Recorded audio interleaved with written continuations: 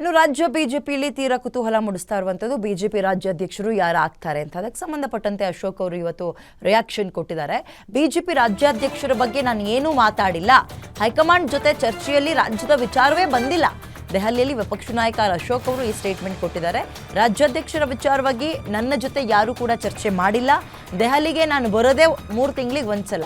ನಾನು ಬಂದಂತಹ ಸಂದರ್ಭದಲ್ಲಂತೂ ಈ ರಾಜ್ಯಾಧ್ಯಕ್ಷರ ಚರ್ಚೆ ಬಗ್ಗೆ ಅಂದರೆ ಈ ರಾಜ್ಯಾಧ್ಯಕ್ಷರ ವಿಚಾರದ ಬಗ್ಗೆ ಚರ್ಚೆ ಆಗಿಲ್ಲ.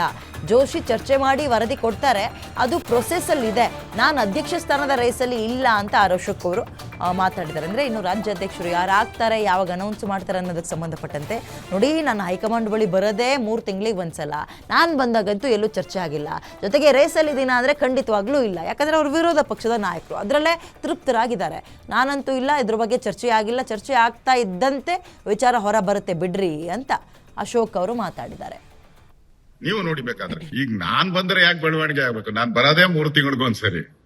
ನಾನ್ ರೆಗ್ಯುಲರ್ ಬರ್ತಾ ಇದ್ರೆ ಏನೋ ಪರವಾಗಿಲ್ಲ. ನಾನ್ ಬರೋದೇ 3 ತಿಂಗಳಿಗೊಂದ್ಸರಿ. ವಿಶೇಷವಾಗಿ ನಾನ್ ಬರೋದಷ್ಟೇ. ನನ್ ಬಂದಂತ ಸಂದರ್ಭದಲ್ಲಿ ನನ್ನ ಜೊತೆ ನನ್ ತಿಳಿದಿರೋ ಪ್ರಕಾರ ಅಧ್ಯಕ್ಷರದ್ದು ಆ ತರದ ಯಾವುದೇ ಚರ್ಚೆ ಇಲ್ಲಿಲ್ಲ. ನೀವು ನೋಡಿಬೇಕಾದ್ರೆ ನಾಳೆನೆ 2 ದಿನದಲ್ಲಿ ಆಗ್ತೈತೆ, 3 ದಿನದಲ್ಲಿ ಆಗ್ತೈತೆ, 4 ದಿನದಲ್ಲಿ ಆಗ್ತೈತೆ, ಆಗ ಸಾಧ್ಯನೇ ಇಲ್ಲ. ಇನ್ನು ಆ ತರ ಚರ್ಚೆಗಳು ಇಲ್ಲಿ ಪ್ರಾರಂಭನೇ ಆಗಿಲ್ಲ. ಎಲ್ಲ ಕಡೆ 4 ದಿನ 3 ದಿನ ಅಂತ ಹೇಳ್ತಾರೆ. ನೋಡಿ, 3 ದಿನಾನು ವೆಯ್ಟ್ ಮಾಡಿ, 4 ದಿನಾನು ವೆಯ್ಟ್ ಮಾಡಿ. ಆ ತರದ್ ಯಾವುದೇ ರೀತಿ ಚರ್ಚೆ ಇಲ್ಲ ಆಗಿಲ್ಲ.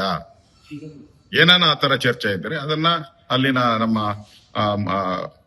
ಜೋಶಿ ಅವರಿದ್ದಾರೆ, ಅವ್ರ ಮುಖಾಂತರ ನಮ್ಮೆಲ್ಲರಿಗೂ ಮೆಸೇಜ್ ಬರುತ್ತೆ. ಅಲ್ಲಿನ ಅಭಿಪ್ರಾಯನ ಜೋಶಿ ಅವರು ಕೇಂದ್ರದ ನಾಯಕರಿಗೆ ಕೊಡ್ತಾರೆ. ಇದು ಪ್ರೋಸೆಸ್ ಇರೋವಂಥದ್ದು. ಆ ದೃಷ್ಟಿಯಿಂದ ಅದ್ಯಾವುದು ಚರ್ಚೆ ಆಗ್ತಾ ಇಲ್ಲ. ನಾನಂತೂ ಆ ರೇಸಲ್ಲಿಲ್ಲ.